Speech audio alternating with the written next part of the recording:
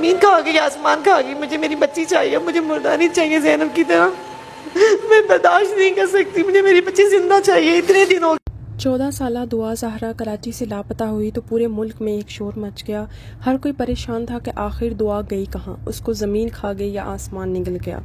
دعا زہرا کے والدین رمضان ٹرانسمیشن میں آئے، جہاں ان کی ماں نے رو رو کے دعا زہرا کی بازیابی کے لیے درخواست کی اور لوگوں سے کہا کہ وہ ان کے ساتھ ان کی مدد کریں، ان کی آواز بلند کریں تاکہ وہ ان کی بیٹی کو ڈھونڈنے میں حکومت جو ہے ان کی مدد کرے۔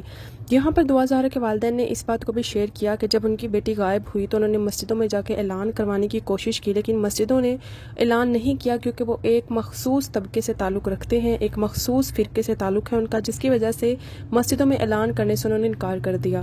دعا زہرا کو ڈھونڈنے میں کافی مشکلات پیش آ رہی تھی اور دعا زہرا جو ہے وہ پچھلے 10 دنوں سے لاپتہ تھی۔ اس کے والدین شدید کرب و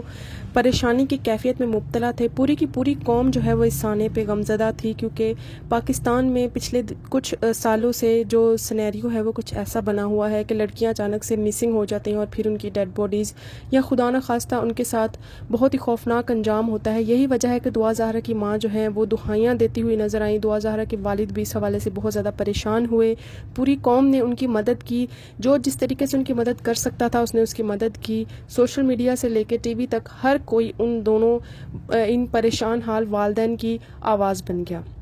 لیکن دعا زہرا کے کیس میں لیٹسٹ ڈیولپمنٹ جو ہوئی ہے وہ کچھ عجیب سی ہے۔ اس موقع پہ میں آپ کو یہ بھی بتاتی چلوں کہ ہمارے جو سیلیبریٹیز ہیں انہوں نے بھی دعا زہرا کو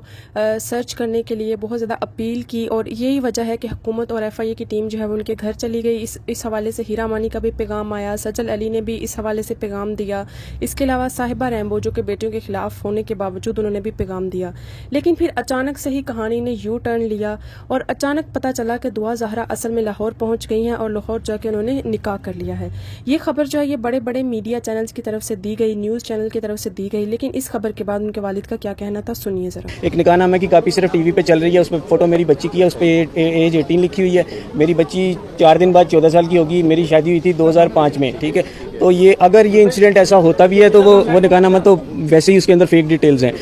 ٹی وی پہ نیوز آتے ہی میڈیا چینل والے جو ہیں انہوں نے دعا زہرا کے گھر کا رخ کیا اور ان کے والد سے ان کا موقف لینے کی کوشش کی، جہاں پر ان کے والد نے بتایا کہ دعا زہرا کا نکاح نامہ جو ہے وہ نقلی ہے، کیونکہ ان کی بیٹی کی اصل عمر صرف 14 سال ہے۔ 2005 میں ان کی شادی ہوئی تھی اور اس کے 1 سال بعد ان کی بیٹی پیدا ہوئی تھی۔ اس حوالے سے انہوں نے دعا زہرا کا اصلی بے فارم جو ہے وہ بھی میڈیا پہ دکھایا اور لوگوں کو بتایا کہ یہ دیکھیں دعا زہرا کی ایج کے بارے میں ان کے پاس ٹوٹل پروف موجود ہے۔ اس حوالے سے ان سے ایک سوال کیا گیا کہ وزیر اعلیٰ نے بھی دعویٰ کیا ہے کہ دعا زہرا مل گئی ہے، تو انہوں نے کہا کہ وزیر اعلیٰ نے صرف زبانی کلامی دعویٰ کیا ہے۔ اگر دعا زہرا مل گئی ہے تو پولیس کیوں نہیں اس کو اپنی تحویل میں لے رہی اور کیوں ہم لوگوں کو نہیں ملوا رہی ہے دعا زہرا سے؟ اس حوالے سے بہت زیادہ کنفیوژن ہے، کیونکہ میڈیا پہ متضاد رپورٹس آ رہی ہیں اور اس سچویشن میں جبکہ متضاد رپورٹس اور خبریں آ رہی ہیں تو اس سچویشن کو مزید سلجھانے کی بجائے الجھا رہے ہیں اس معاملے کو۔ اس حوالے سے سیلیبریٹیز کا کیا کہنا تھا یہ بھی ہم آپ کو بتاتے چلیں۔ اس حوالے سے ہماری سیلیبریٹیز نے یہ کہا کہ اچھی بات ہے کہ وہ مل گئی ہے، لیکن بری بات یہ ہے کہ اس کی پرسنل لائف کو اس طرح سے اٹیک کیا جا رہا ہے،